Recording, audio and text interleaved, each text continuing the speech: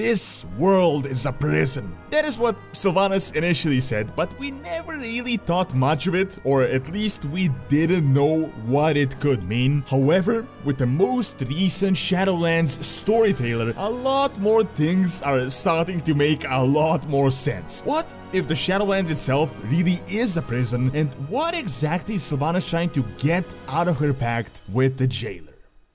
I'd like to thank RidgeVault for sponsoring this video. They've sent it to me about a month ago. I've used it. It is great. You can fit 12 cards on the side. You can fit cash here as well. And it is so much better in terms of space when compared to this old wallet that I've had. There are over 30 colors and styles, including carbon fiber and burnt titanium. There is a lifetime warranty and a test drive for 45 days, meaning if you don't love it, you can send it back. If you go to ridge.com/Doron, you can get 10% off, as well as free worldwide shipping. Check out the link in the description below.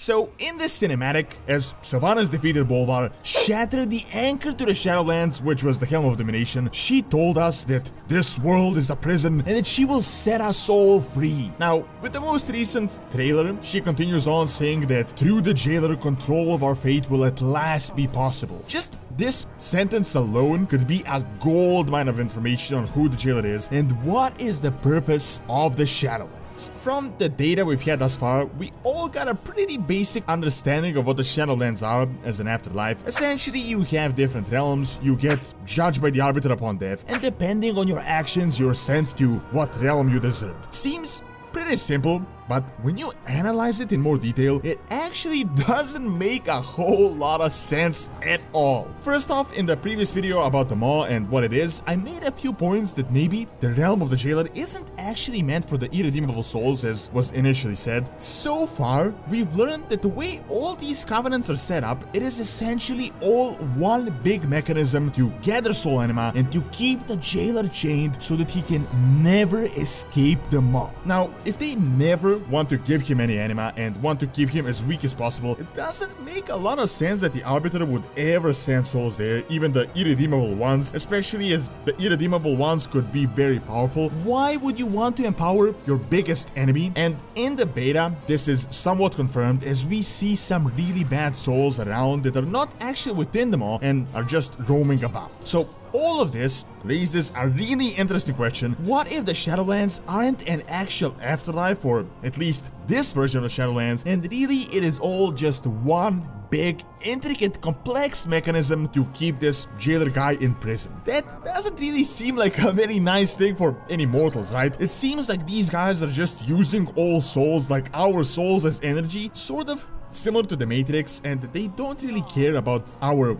well-being. An afterlife should be a place of rest where you get to live an eternal life, either in bliss or in torment based on your deeds. However, from these 4 realms that we have seen, of course there are way more, but it doesn't really seem like that nice of a place. Worst of Defenders is Maldraxxus. The place itself is filled with abominations and looks essentially like a Scourge base. Why exactly are warrior souls being sent there? To me, this place looks like a lighter version of hell with skeletons and constant war and non-stop conflict. Sure, warrior souls were special and ambitious, but generally, warriors fought for something. It was the purpose that made them warriors, and it was also their spirit. The best example is Raka. She was tough and fought until the bitter end, but all she really wanted was to defend her son and to defend her people. Now, because she was a warrior soul, she's being sent to battle these skeletons and abominations in this dystopian atmosphere for all eternity. Honestly, doesn't seem like a cool afterlife to me, as in a reward for fighting and dying for a cause. Even Bastion itself seems like the tamest of all, as it is essentially about serving and bringing souls to other realms. So overall, when you think about it, it all just seems like a giant scheme for souls to serve as a source of power, which ultimately has the goal to keep the jailer in chains. Now, why do all of us, all the mortals in the entire universe from all the different planets, care about keeping some guy we don't even know about in prison? And wouldn't upon dying being forced to become a part of this machinery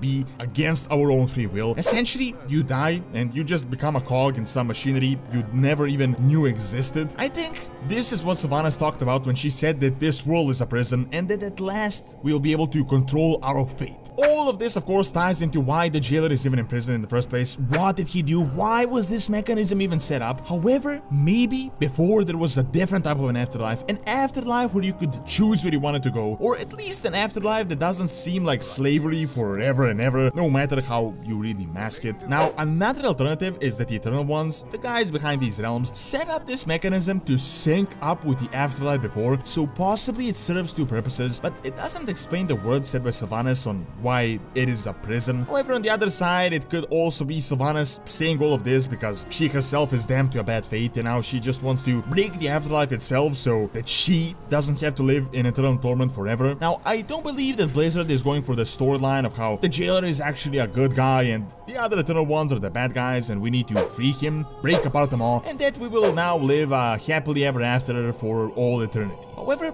I see him more as maybe a necessary evil. He is a villain, but as a villain that we'll have to contend with unless we want to be cogs in a mechanism that was set up for essentially all eternity. Maybe we need to break apart this entire machinery and just deal with the consequences, whatever they are, with the jailer free, as I guess this has been going on for thousands and thousands of years. Maybe after all this time, they realized that this is a failed experiment and that keeping the jailer imprisoned is doing more harm than good overall. Now, of course, it is really hard to speculate on this aspect specifically because we have no idea what the jailer actually did, at least at this point, what happened before and what the afterlife is even supposed to look like. However, with the information that we do have, with the words of Sylvanas and everything else, it doesn't seem like Shadowlands is really that nice of a place, even with the jailer imprisoned, and maybe the machine of death really needed to be broken in the first place.